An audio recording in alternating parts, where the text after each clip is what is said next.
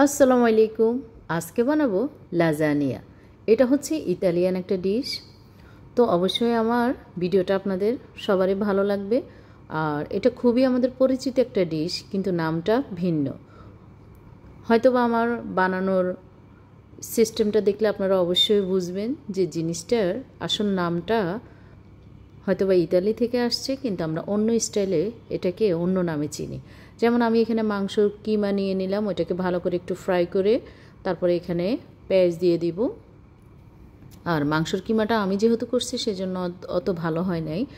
তো এখানে রসুন, তারপরে আদা, জিরা, গরম মশলা, আর এখানে পাস্তার যে মশলাটা আছে ওই মশলাটা দিয়ে আমি ভালো করে মিক্স করে নিব। আর এখানে আমি টমেটো সসটাও দিয়ে দিলাম। তারপরে একটু মাংসটা যখন সিদ্ধ হয়ে আসবে তখনই আমি কিছু গাজর দিয়ে দিব। তারপরে আমি এখানে রসুনটা একটু বেরেস্তা করে এখানে কিছুটা ময়দা দিয়ে ভালো করে দুধ দিয়ে একটা গ্রেভি তৈরি করব। আর দুধের সাথে আমি অল্প একটু চিনি আর অল্প একটু লবণ দিয়ে দিলাম একটু স্বাদের জন্য। তো এটাকে ভালো করে একবার বা দুইবার বলক আসার পরে আমি এটা নামিয়ে ফেলব। এবার আমি টোটালি কোনো রকম চুলার মধ্যে দিব না। আমি আগেই যে পাস্তাগুলো সিদ্ধ করে নিয়ে এলাম সেগুলা আস্তে আস্তে 3 থেকে 4টা এখানে লেয়ার হবে। প্রথমে আমি পাস্তাটা দিয়ে তারপরে মাংসের যে কিমাটা আমি রেডি করছি সেই কিমাটা দিয়ে দিব।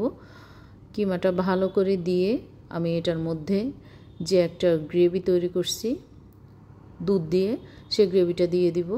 তারপরে আবার আমি এখানে পাস্তা দিয়ে আবার মাংসের কিমাটা দিয়ে দিব। তো অবশ্যই এতক্ষণে বুঝে গেছেন কোন জিনিসটার কথা বলতেছি। তারপর আবার আমি পাস্তা দিয়ে তারপর পাস্তার উপর আবার আমি মাংসের কিমাটা দিয়ে দিব।